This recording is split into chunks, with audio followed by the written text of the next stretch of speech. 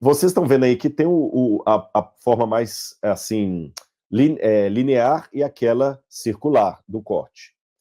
Essa forma circular nos lembra que há 3 tipos de parábolas. Porque você tem algo que vai no primeiro ponto, se eu colocasse aqui os desenhos, né, no ponto A, no ponto B, e no ponto C, que seria o centro. Então, tá vendo um centro aí, uma régua? Então, imagina um centro da parábola, e você tem outros 2 pontos, que são 2 extremos dela. Então, de um lado da parábola, você tinha a parábola como narrativa ilustrativa ou demonstrativa.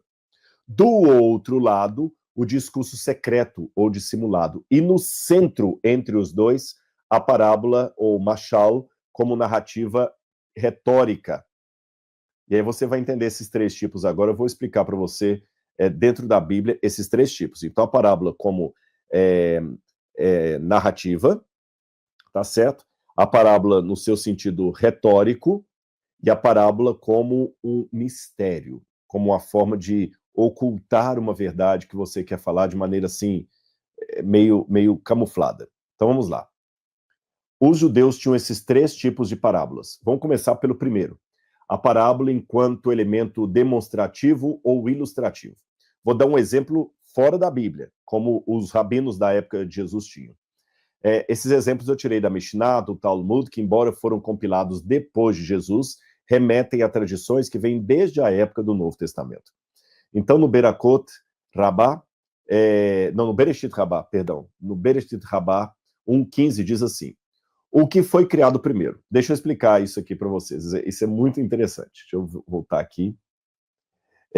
Havia uma discussão entre a escola de Shammai e Hillel. Shammai e Hillel eram 2 escolas rabínicas da época de Jesus. E eles tinham muitos debates teológicos. Um debate teológico que eles tinham é o seguinte: o que Deus criou primeiro? O céu ou a terra? Aí o primeiro falava, não, o que Deus criou primeiro foi a terra, depois ele criou o céu. Aí outro falou, não, o que ele criou primeiro foi o céu e depois a terra. Eu sei que são questionários e polêmicas que você, ocidental, ou até mesmo eu, podemos olhar e falar assim, gente, qual o proveito disso? Mas tem uma lógica no pensamento oriental do porquê deles fazerem essa pergunta. Lembra que lá no início da aula de hoje, se eu só falasse da ideia da parábola ali, como os gregos colocaram, parecia uma coisa ridícula. Depois eu mostrei a praticidade daquilo ali em construir teatros romanos, construir aquedutos, construir arcos, construir até mesmo, atualmente, um telescópio, ou uma parábola, ou antena parabólica, ou um radiotelescópio. Então, da mesma maneira, eles tinham razões do porquê fazer esse tipo de pergunta. Mas esse era o debate entre a escola de Shammai e Hillel. O que Deus criou primeiro? O céu e depois a terra, ou a terra e depois o céu? Olha a resposta que eles dão em forma de parábola. Bom, de acordo com a casa de Shammai, ou seja, a terra foi criada, os céus foram criados primeiro. Tá bom? Aí Shammai diz, ora, é como um rei que construiu um trono para si mesmo e em seguida fez um escabelo para os pés. Aquela plataforma baixinha que fica embaixo do pé do rei. Chama escabelo aquilo. Então é como um rei que construiu um trono para si mesmo e em seguida fez um escabelo para os pés. Como está escrito, o céu é o meu trono e a terra o escabelo dos meus pés. Isaías 66, versículo 1. Então Shammai explicava, tá vendo? Deus criou primeiro o céu, o trono dele, depois a terra, o escabelo dos seus pés. Mas ele começa a explicar o texto bíblico por uma parábola. Então ele primeiro coloca a parábola com uma explicação hermenêutica do texto bíblico. Depois ele vem com o texto. Vocês estão percebendo que é uma forma de interpretação da Bíblia diferente da que nós usamos. Ele conta a parábola, quando ela faz sentido, ele mostra o texto bíblico atrás. Já a escola de Hillel dizia não, que Deus primeiro construiu a terra, depois o céu. Aí ele contava outra parábola também. Olha como é que Hillel falava. É como um rei que construiu um palácio. Depois de construir o térreo, é que ele constrói os andares superiores. Como está escrito, no dia em que o Senhor fez a terra e o céu, não o céu e a terra. Então, eu não vou entrar no mérito da questão aqui de quem vem primeiro, o ovo ou a galinha, o que Deus criou primeiro, se foi o céu ou a terra. Eu só trouxe à baila essa discussão rabínica da época de Jesus para você entender como é que eles faziam. Primeiro, eles contavam uma parábola, e depois eles entravam com a passagem bíblica. E isso não era tão incomum. Lembra que Jesus falou que todo escriba versado no reino, ele falou isso quando contou o Sermão da Montanha, que aliás ele deu até também várias ilustrações no Sermão da Montanha. Ele fala sobre o verdadeiro escriba no reino, e ele fala aqui que todo verdadeiro escriba é aquele que quando ele vai, que ele é como um pai de família, que tira de um baú coisas novas e coisas velhas. Você se lembra disso? Eu estou procurando essa passagem aqui, deixa-me ver, ensino sobre o jejum, os dois senhores, está por aqui, ó. Ele fala assim, todo verdadeiro escriba no reino é semelhante àquele que é como um pai de família, que tira no baú coisas novas e coisas velhas. Aí, num outro momento, ele falou o seguinte, procura extrair da Bíblia as coisas importantes dela. Aí ele contou a história, por exemplo, do homem que descobriu que num terreno havia uma pérola de grande preço. E quando ele descobriu que tinha a pérola de grande preço, ele vendeu tudo o que ele possuía e foi atrás de comprar aquele terreno. Essa passagem está inclusive aqui, ó. Tá certo? Jesus também usou uma ilustração da época. Ele falou primeiro da ilustração, eu estava com essa passagem na mão aqui agora. Ele usou essa ilustração eu estou procurando a outra, por isso que eu não estou achando essa. Aí logo depois ele vai e fala eu vou procurar aqui, só um minutinho. Agora eu fiquei invocado aqui, eu quero os dois textos. Todo escriba. Vamos ver aqui o texto, fácil.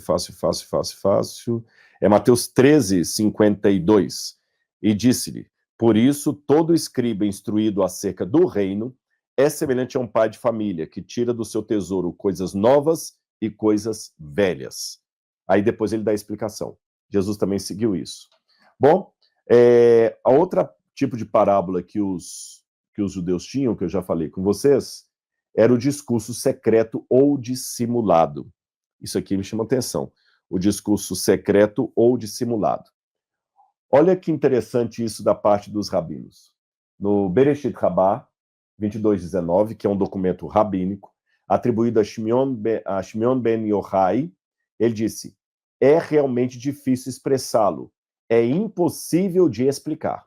Isso é um prefácio de um mashal, ou de um provérbio, em que, nesse provérbio, se condena a Deus por ter permitido que Caim matasse Abel. Então, com esse mashal e outros poucos semelhantes, os profetas queriam dizer assim, olha, isso é impossível. Então, a gente tem que explicar isso de maneira parabólica. Só que alguns autores pensam que esse estilo ainda era muito raro na época de Jesus. Quase ninguém usava. Só na Idade Média, que com a vinda da Cabala, você vai ver rabinos usando esse negócio de explicar de maneira secreta. Porém, Jesus já usava esse tipo de parábola. Olha o que está em Lucas, capítulo 8, versículo 10. Eu vou ler para vocês essa passagem aqui. Lucas, capítulo 8, versículo 10. Jesus disse assim, olha. Jesus respondeu, a vocês é dado conhecer os mistérios do reino de Deus, mas aos demais fala-se por parábolas, para que vendo não vejam, aqui ele cita Isaías, e ouvindo não entendam. Então, já falei de dois tipos de parábolas. Aquela narrativa, que você usa a parábola para dar o conceito verdadeiro e vem com a Bíblia logo atrás, enfatizando aquilo. E o segundo, que é aquela parábola secreta, que você está falando de maneira subliminar, para que o outro não entenda. Os livros apocalípticos estão em forma de parábola, por isso que eles estão cheios de símbolos que precisam ser interpretados. Eu vou ler um outro texto de Jesus aqui também, Mateus capítulo 13, versículos 10 a 13. Mateus capítulo 13, versículos 10 a 13. Diz assim na minha tradução. Então os discípulos se aproximaram de Jesus e lhe perguntaram, por que o Senhor fala com eles por meio de parábolas? Ao que Jesus respondeu, porque a vocês é dado conhecer os mistérios do reino dos céus, mas àqueles não é concedido. Pois aos que têm, mais será dado, e terá em abundância, mas ao que não tem, até o que tem lhe será tirado. Olha que palavra mais difícil, né? Por isso falo com eles por meio de parábolas, porque vendo não veem e ouvindo não ouvem nem entendem. Eu vou explicar isso aqui para vocês. Lembram quando na época da censura do Brasil, na época militar, que alguém queria protestar contra o governo? Então o que ele fazia? Ele fazia uma música e nas entrelinhas da música ele punha uma crítica ao governo. Por exemplo, acho que era o Raimundo Sodré que cantava: Pai, afasta de mim esse cálice, Pai, afasta de mim esse cálice de vinho tinto de sangue. Quando o cantor entoava aquela melodia, parecia que ele estava falando de Jesus, orando ao Pai: Pai, afasta de mim esse cálice, esse copo, esse cálice. Mas ele dava uma ênfase à palavra cálice, que ela deixava de ser substantivo e virava verbo no imperativo. Então, um dos motivos de Jesus colocar a parábola assim é justamente para proteger a mensagem, para que o denunciado não perceba e censure. Entendeu? Aliás, é interessante notar, eu até falei sobre isso no podcast que eu tive recentemente com o Clóvis de Barros, lá no Inteligência Limitada. Eu tenho percebido ao longo da história que ditadores, pessoas muito narcisistas, muito cheias de si, elas têm uma dificuldade de perceber a ironia quando é direcionada contra elas. Parece que a cabeça bloqueia, porque ela só está aberta para receber elogios e afagos, mesmo que estes não sejam verdadeiros. Ela não está preparada para o contraditório. Então, quando o contraditório vem em forma de parábola, em forma de ironia, normalmente, por mais inteligente que a pessoa seja, emocionalmente ela não capta.